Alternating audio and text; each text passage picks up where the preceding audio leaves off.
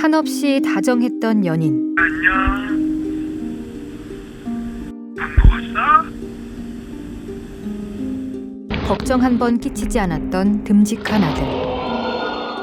185cm의 큰 키에 서글서글한 눈매를 가진 김명철 씨는 기업체 연수 강사로 일하던 32살의 밝은 청년이었습니다. 사랑하는 사람과 넉 달 뒤 결혼을 약속했던 김명철 씨. 그러나 비극은 기별 없이 찾아왔습니다.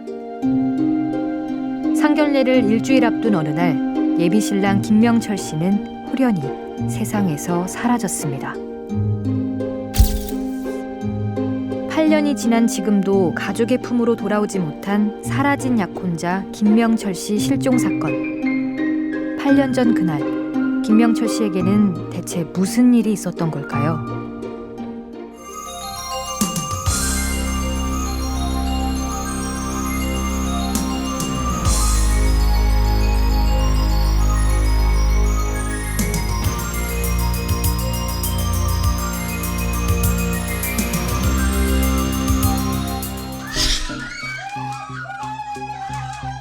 지난 2010년 6월 12일 우리나라와 그리스의 월드컵 축구 본선 경기가 있던 날 같이 축구 경기를 보며 응원하기로 했던 남자친구 김명철 씨를 기다리던 박현주 씨는 밤 11시가 돼서야 한 통의 문자를 받았습니다. 명철 씨의 번호가 분명했지만 어딘가 이상했습니다. 이해할 수 없는 이야기를 꺼내며 뜬금없이 이별을 통보하는 명철 씨의 문자 내용. 그리고 명철 씨의 전화번호로 한 통의 전화가 걸려왔습니다. 수화기 너머로 들려오는 목소리는 생전 처음 들어보는 여자였습니다. 명철 씨 여자친구 때문에 힘든 거 몰랐어? 문자 못 봤어? 나 명철 씨랑 잠수 탈 거니까 더 이상 연락하지 마. 아들의 연락을 기다리던 명철 씨의 어머니도 비슷한 시기에 이상한 문자를 받았습니다. 전화번호는 맞는데 띄어쓰기가 엉망인 이상한 말투. 내용은 더 이상했습니다. 돈 문제로 당분간 집에 갈 수 없다는 것이었습니다. 취재진은 사라지기 전 명철 씨의 마지막 행적을 쫓았습니다. 그리고 추적 과정에서 마주한 누군가의 이름. 조상필. 명철 씨가 사라지기 전 마지막으로 만난 사람은 약혼녀 현주 씨의 지인 조상필이었습니다.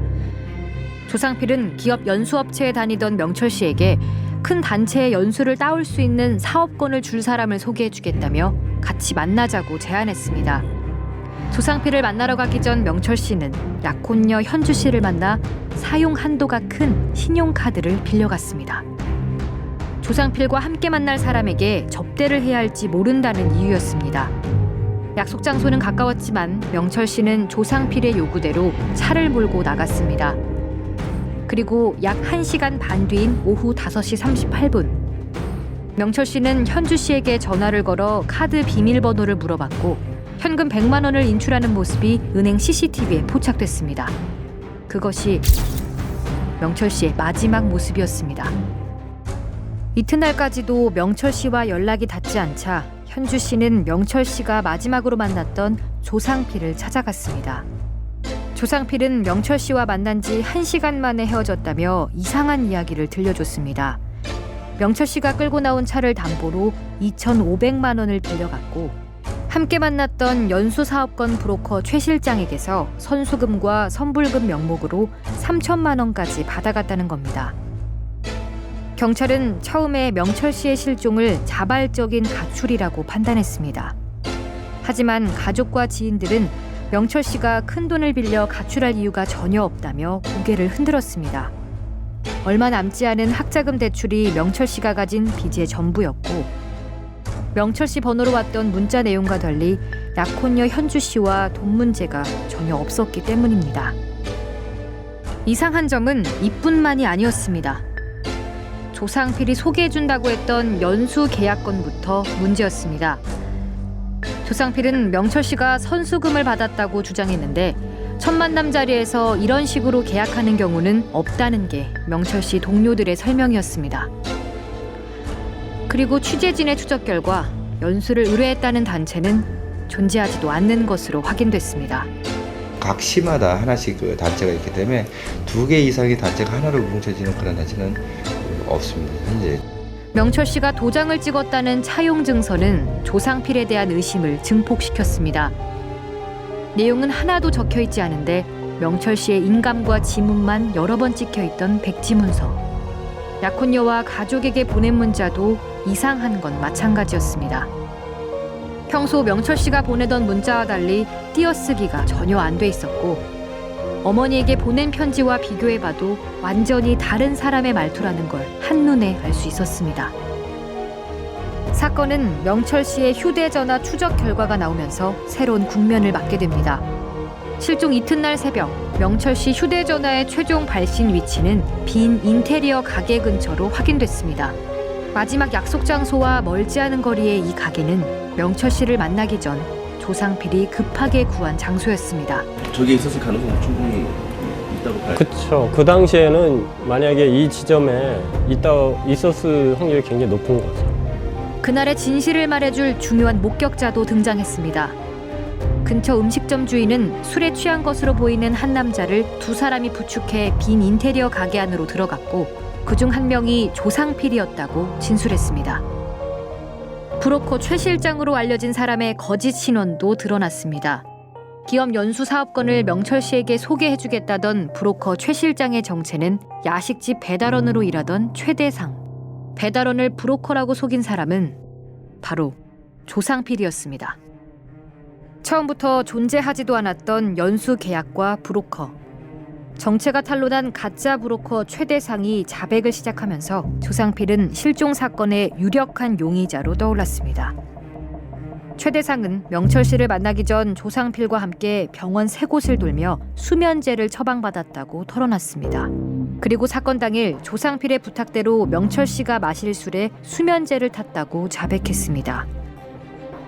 명철 씨가 수면제가 든 술을 마셨고 10분 만에 정신을 잃었다고 최대상은 진술했습니다. 조상필은 명철 씨를 빈 인테리어 가게로 데려온 건 맞지만 술이 깬 명철 씨가 스스로 가게 밖으로 나갔다며 끝내 혐의를 부인했습니다. 그러나 추가로 발견된 결정적인 증거는 조상필을 살인 용의자로 지목하기에 충분했습니다. 빈 인테리어 가게 안을 수사한 결과 명철 씨의 모발과 혈흔이 발견된 겁니다. 명철 씨가 조상필의 계획 범죄에 휘말려 숨졌을 가능성이 높아진 상황. 궁지에 몰린 조상필은 명철 씨가 약혼녀인 현주 씨와 자신의 사이를 의심했고 이 과정에서 명철 씨와 몸싸움을 벌인 거라고 또 한 번 말을 바꿨습니다. 하지만 전문가들의 의견은 달랐습니다. 여기 이제 머리카락이 있는 거는 어떤 싸움 행위 때문에 여기에 부딪힌 게 아닌가 생각합니다. 가게 벽면 아래쪽에서 발견된 혈흔은 공기 중에서 혈액 방울이 퍼져나가 만들어진 이른바 비산 혈흔으로 누군가 누워있거나 몸을 낮춘 상태에서 피가 빠르게 튄 형태라는 겁니다. 그리고 또 하나의 놀라운 사실이 드러났습니다.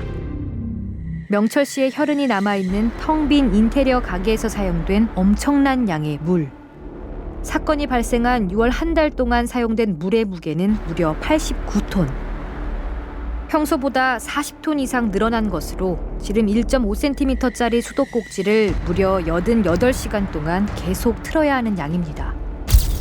물의 양이 얼마나 많은지 인테리어 가게 아래 댄스 교습소에까지 물이 셀 정도였습니다. 조상필은 빈 인테리어 가게에서 대체 무엇을 씻어내려 했던 걸까요? 실종 직후 명철 씨의 전화번호로 왔던 문자들. 조사 결과 약혼녀 현주 씨와 어머니가 받은 명철 씨의 문자는 모두 조상필이 계획한 거짓 문자로 드러났습니다.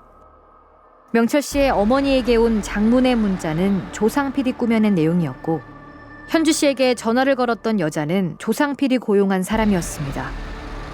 가족과 약혼녀가 애타는 마음으로 명철 씨의 연락을 기다리던 실종 다음 날 조상필의 차량은 탄천의 한 폐기물 처리장 근처에서 30분 정도 머물렀습니다.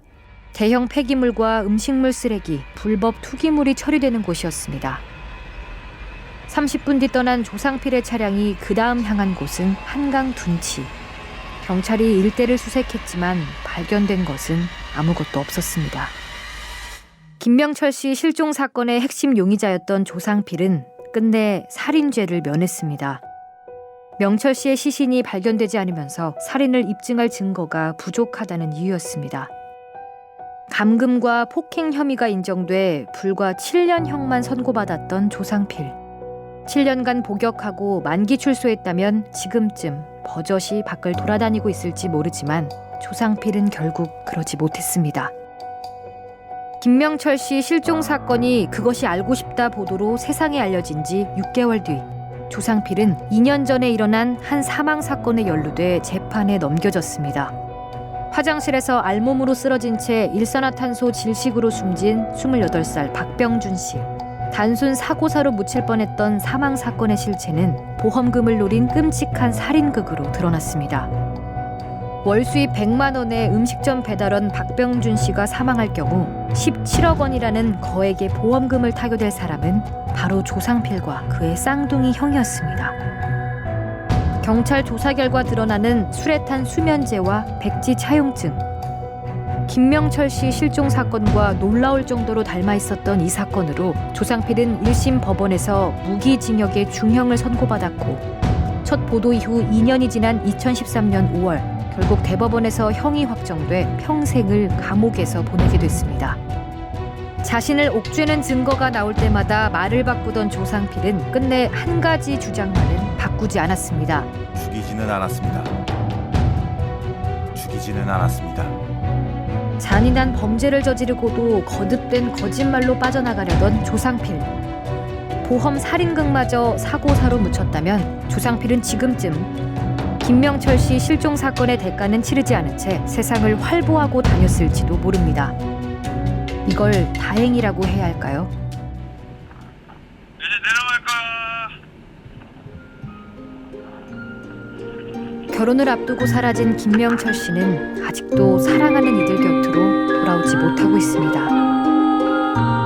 남겨진 사람들의 아픔은 조상필의 무기징역형으로 치유될 수 있는 게 아닐 겁니다.